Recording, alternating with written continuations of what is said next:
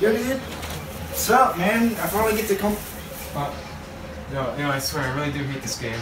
No, it's not what it looks like. It's not. Jake, what? Dude, I swear! I hate this game! Here you go. Jake, come on. Come on. Get out, Jake. Yo, we gotta do this. We gotta put this game out to history. It's the only thing to do. It's the only right thing to do. Come on. Come on. It's okay, dude. It's okay. It's okay. Is it okay? Yes. Is it really okay? Yes. Charmy the bee. No, it's fine, dude. Edginess. Come on. It's the only right thing to do. Shadow Pull yourself together. Shadow says a bad word. Okay, fine. Come on. Get up.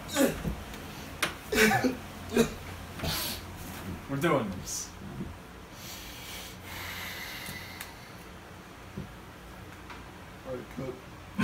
Shadow the Hedgehog was released for the Nintendo GameCube, PlayStation 2, and Xbox consoles on March 23, 2005. For the review, I played the GameCube version, which is regarded as one of the better versions. Shoutouts to the Sawyer24, by the way, for lending me this version of the game. Shadow the Hedgehog is supposedly Sega's answer to the new gaming meta that began to breach around the early 2000s. Teens were rebelling against their mothers, getting all the Call of Duties, Battlefields, and any shooter game they could get their sweaty, edgy hands on. Fuck you, Mom, I'm not cleaning my room, I gotta defend point B, bitch! I have no idea why or how Sega decided to say, guns? Anthropomorphic animals? Perfect! That's genius! Let's do it! It did so well in the meme department, but gaming department, I don't really know. Takashi Iizuka, a designer on Sonic Team, wanted an older target audience for Shadow the Hedgehog, and in turn, the game featured darker plot elements and gameplay elements such as vehicles and weapons, which were normally taboo for a Sonic game. Upon release, the game was criticized for this and wide variety of other reasons. Just take a look.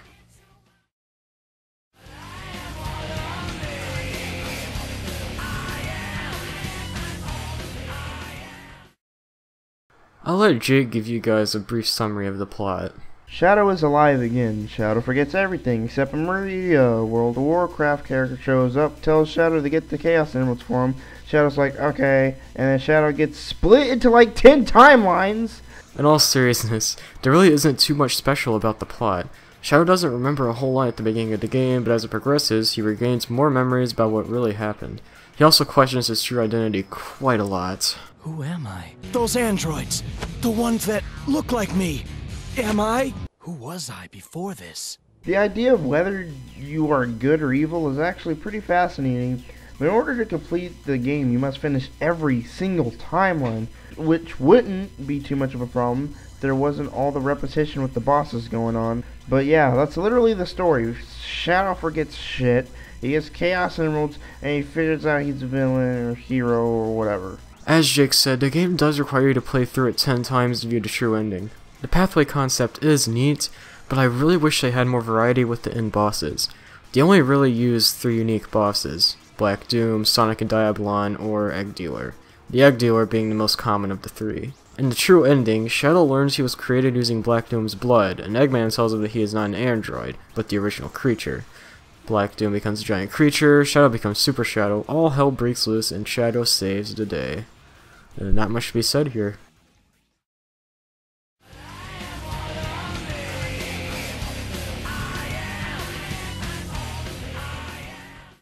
Overall, Shadow mostly plays like your average 3D Sonic game.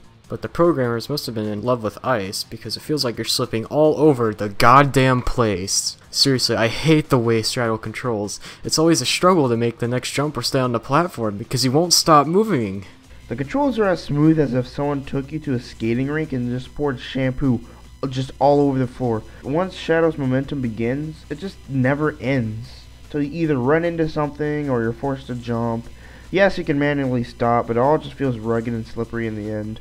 The homing attack returns in its normal form, but I feel like it messed me up a bit more than usual this time around. Maybe I'm just not skilled with it. The game does feature a couple of unique elements. First, there is actual gunplay, which is quite weird but effective in clearing out enemies.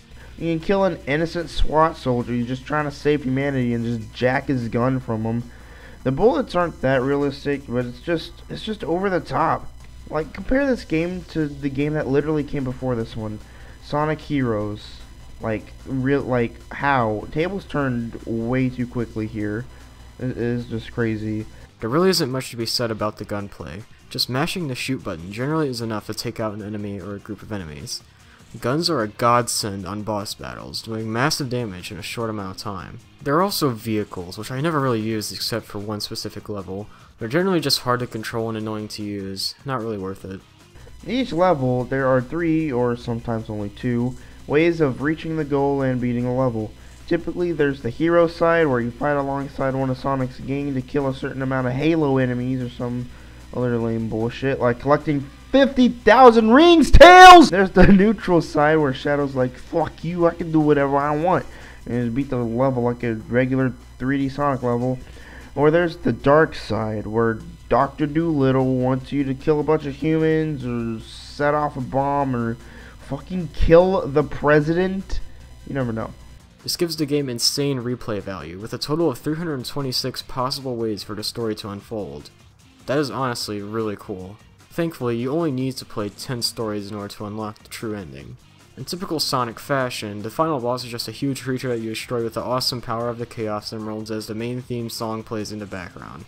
It's still cool as always, enough said. In the end, most levels you're given a Chaos Emerald. By the end of the final boss, or at the end of whatever you're going through in the spectrum, you'll have all the Chaos Emeralds and say this line that never got annoying or old at all. Invincible! I am the ultimate Hedgehog! This is who I am!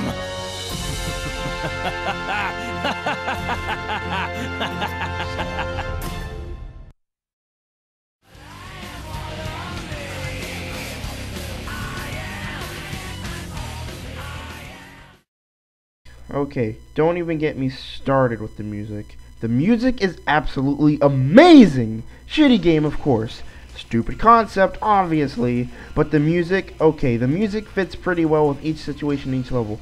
You have frickin' Metropolis, the first level, the music's all dark and techno-y, and it shows that even if the world is being invaded by really grossly pixelated alien scum, Shadow is destined to reach his goals.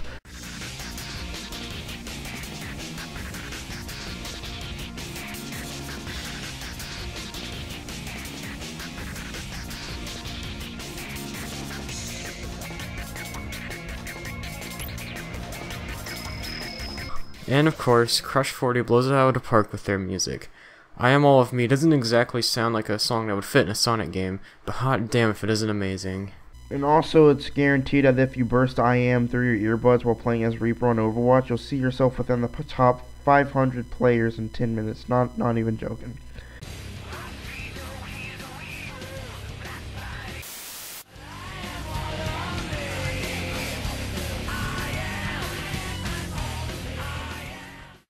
I believe Shadow the Hedgehog is just so extreme, so bizarre, and so bad in general that it works. The game broke the internet, the game messed with so many Sonic fans' head, and so many confused mothers still got the game for them, thinking it was just like the Santa game she usually gets for her son. But in the end, this game represents a huge what if that actually became reality. You have to admit, if you played this game as a kid or preteen, you might have actually liked this game because of how insanely absurd the concept is. I won't lie, I loved Shadow the Hedgehog as a kid. I thought it was the coolest shit ever. But now that me and Case have grown up a little bit, we can criticize the game for how it really is. The Sonic fanfic that was, that's what it is. In conclusion, Shadow the Hedgehog is... eh. Do I like it? No, of course not. Do I hate it? Well, no. It does many things wrong, yes, but overall, it's actually a somewhat tolerable game. Hey, at least it's playable, unlike its successor. However, I'd rather stick to Sonic Adventure instead. Well, that's the review. Big thanks to Jake for helping me out with this one. Be sure to check out his channel for great content. Looks like we finally put this beast to rest, once and for all. Goodbye forever, Shadow the Hedgehog.